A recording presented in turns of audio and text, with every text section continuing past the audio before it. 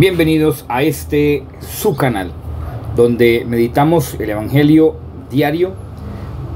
También lo reflexionamos a través de la óptica de la tradición de la Iglesia, el magisterio, sabiendo que la Santa Iglesia Católica, Apostólica y Romana es la que porta las llaves del reino de los cielos. Lo que ates en la tierra, atado en el cielo; lo que desates en la tierra, desatado en los cielos. Bienvenidos. Alza il volume de la tua fede. Estamos hoy en el Evangelio de Mateo, capítulo 9, 14 al 17. Vamos a observar el Evangelio, la fracción 14 de este capítulo 9, que es una fracción interesante, determinante y al mismo tiempo una fracción justa dentro de lo que se conoce como la justicia de Dios. Bueno, vamos a iniciar. Entonces se acercaron a él los discípulos de Juan y le dijeron: ¿por qué nosotros y los fariseos ayunamos y tus discípulos no? Palabra del Señor. Gloria a ti, Señor Jesús. Bueno, vamos iniciando por esta tradición de la Iglesia, que es riquísima en contenido, además sobreabundante en sabiduría, excelsa, exquisita en su sabiduría. Y tenemos que fijar la mirada en dos escuelas: la escuela tomista y la escuela molinista. En cuanto a que Mateo nos está hablando, pues Mateo simplemente es el instrumento que Dios utiliza para que nos llegue el mensaje de Jesús, porque en realidad es Jesús quien nos está hablando en su palabra. Y Mateo simplemente es el instrumento, como bien he dicho. Entonces Mateo simplemente es el puente para que entonces entremos a observar lo que dice nuestro Señor Jesucristo. Y ese momento determinante que Mateo lo va enfocando, como él mismo lo habla en arameo, pues observa que se le acercan unos discípulos de San Juan y pues le preguntan sobre el ayuno, que dentro de esas dos escuelas muy renombradas de por sí, se habla de la acción que en teología dogmática se conoce como ante brevi, así tal cual dice la acción dogmática, ante previsa merita, que lejos de llevar a la desesperación, es profundamente tranquilizadora la doctrina en cuanto a la predestinación. De forma que mientras una dice que si Dios nos hubiese mirado a sí mismo, tendríamos pues por ende que estar preocupadísimos por la acción sujeta en cuanto a la parte subjetiva de la salvación, y que por el contrario la acción tomista habla que es Dios mirándose a sí mismo, nos mira a nosotros, pues entonces hay que hablar lo que se conoce como una considerada en sí misma de la eficacia sobreabundante, en cuanto a que aplica a cada alma en particular. Lo cual no significa, ojo, lo cual no significa que nos vayamos a basar en un Dios misericordioso que perdona el pecado en todas sus directrices. No, nos estamos basando es precisamente en lo que nos está hablando Mateo. Nos está hablando, escuchando de labios de Jesús y sobre todo mirando el ambiente en el cual Jesús se está dando, está permitiendo que estos mismos discípulos le pregunten a nuestro Señor Jesucristo. Y entonces aparece la gran acción de la predestinación hacia la gloria, tema que no voy a entrar de raíz, porque sencillamente voy a ir por los laterales, porque nos demoraríamos siempre bastante tiempo explicándola, y el objetivo es reflexionar de forma breve, concisa, concreta, sin entrar en profundidad, es simplemente servirle de piso, de pie, de fundamento a todos nosotros creyentes, para que entonces nos fundamentemos en lo que propone la sana doctrina de la Iglesia. Ahora bien, que hoy en día pues está tan vituperada y sobre todo está tan denigrada y sobre todo se desfigura totalmente la doctrina de la Iglesia hoy en día. Bueno, volviendo entonces a este tema, dice ¿por qué los discípulos ayunan?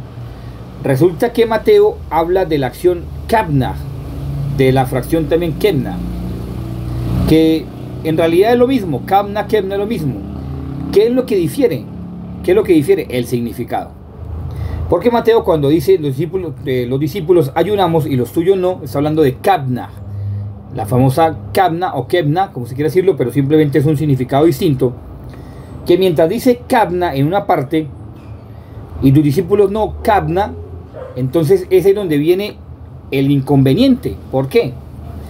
Porque mientras para unos es simplemente sujeto a aguantar hambre, prácticamente un ayuno, pero ojo lo que voy a decir porque es interesante la diferencia del significado.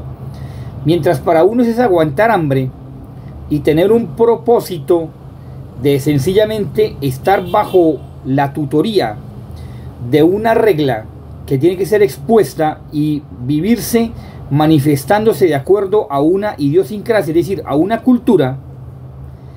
Kabna, en especial, pues hablando de eso, Kebna está hablando de otra forma distinta, y ahí donde se refiere Jesucristo el Señor.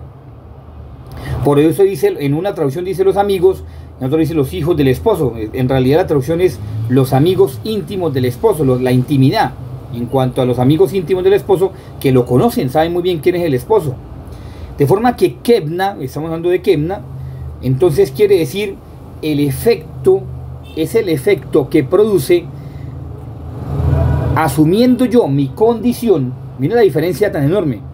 Asumiendo yo mi condición biológica necesaria, vital, de la cual requiero unos alimentos para vivir, entonces asumo la condición de poder entender de que esos alimentos para mí no son necesarios, ni tampoco indispensables, pero sencillamente adquiero la rigurosidad, y así es importante tener en cuenta esa palabra, la rigurosidad, para que entonces mediante la abstinencia, la inanición de estos alimentos, la inanición prácticamente, que es que no consumir alimentos, pues entonces yo pueda entender la acción negativa del Kebna, que eso ya vamos a explicarla. Yo puedo entonces entender que mi cuerpo está sometiendo a mi alma, de tal forma que mi alma, al verse sometida al cuerpo, es decir, a una instancia temporal, necesita de privaciones para que entonces mi voluntad, que es la que ejerce sobre el cuerpo, por eso se llama potencia ciega, recurra siempre a la virtud de Cristo. Recurra siempre a la virtud de Cristo y no quede simplemente como un mero mandamiento sin sentido, ilógico, y que al mismo tiempo no sepa ni siquiera para dónde va. Muchas culturas, muchas religiones, inclusive hermanos protestantes, ayunan buscando supuestamente satisfacción temporal, bienes materiales, que usted ayuna, entonces usted ayuna y Dios lo recompensa. Usted ayuna, no. Si usted está consciente de lo que habla esa escuela, dos escuelas, tanto tomista como molinista, va a encontrar la diferencia enorme y garrafal en cuanto a que se habla precisamente de la predestinación. Se habla precisamente de la predestinación, que vuelvo y digo, no voy a entrar en detalles, simplemente voy a tocar por los márgenes, que se busca la gloria en cuanto que se asume de una causa determinante, es decir, como decía las palabras de Santa Teresa de Jesús, la determinada determinación.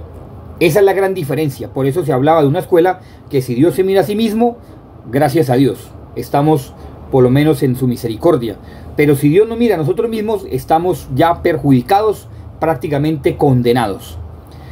Vuelvo y digo, sin entrar en detalles. De todas maneras, la acción certísima e infalible para todos los determinados es precisamente la situación de que Dios concede gratuitamente la gracia y la gloria a los que Él ha querido libremente.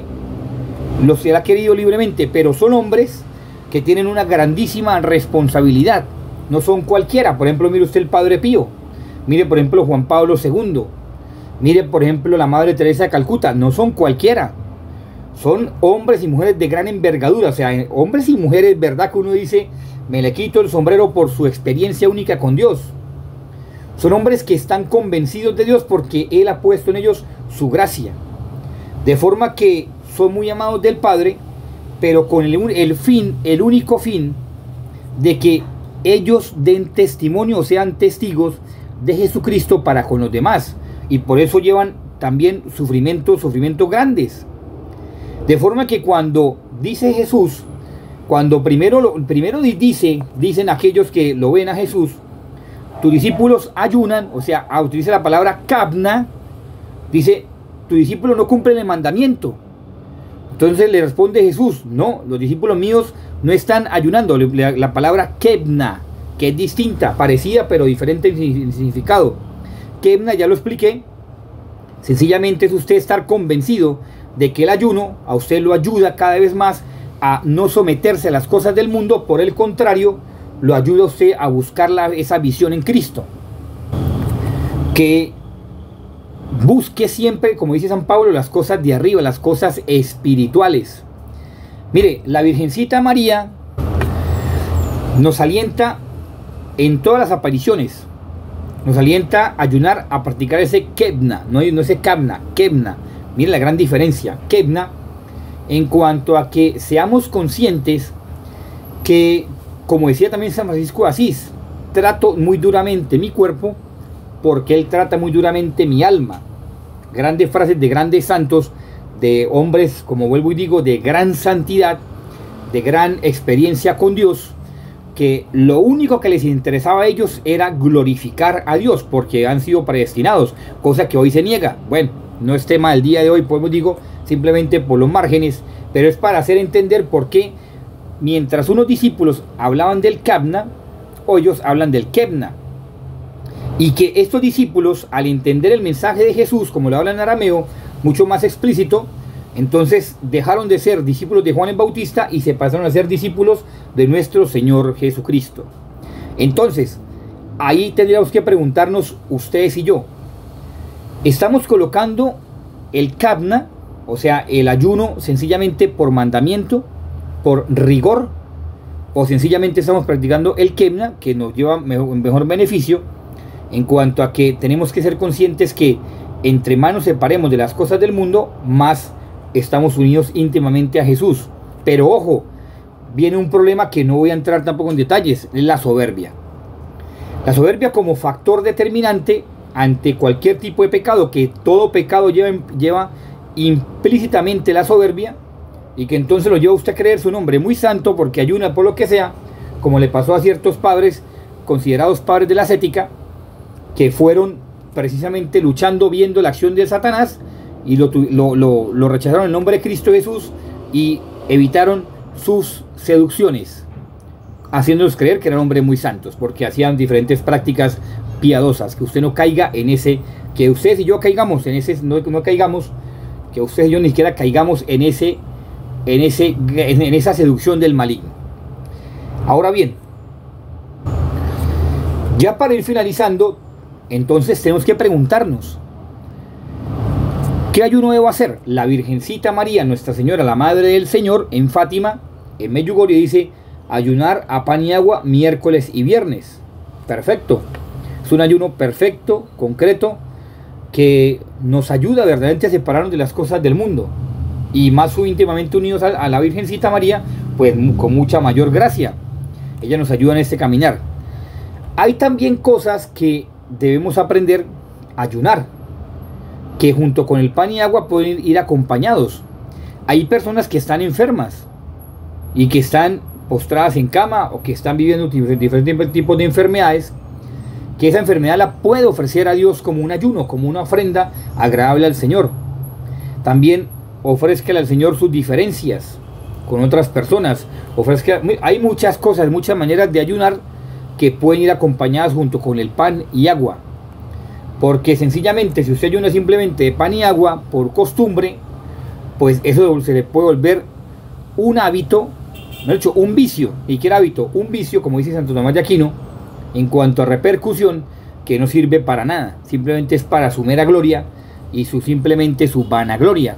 Se llamaría así en términos de la teología espiritual. Bueno, Dios los bendiga.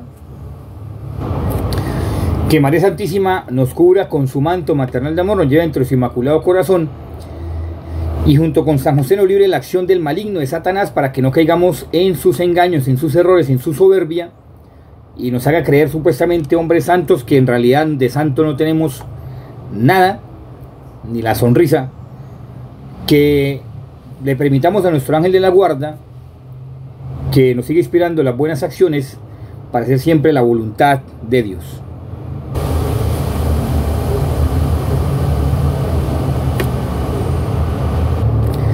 Si fue de su agrado esta reflexión, esta meditación del Evangelio el día de hoy, les agradezco que las compartan con sus amigos, con sus seres queridos, para que a más gente le llegue este mensaje.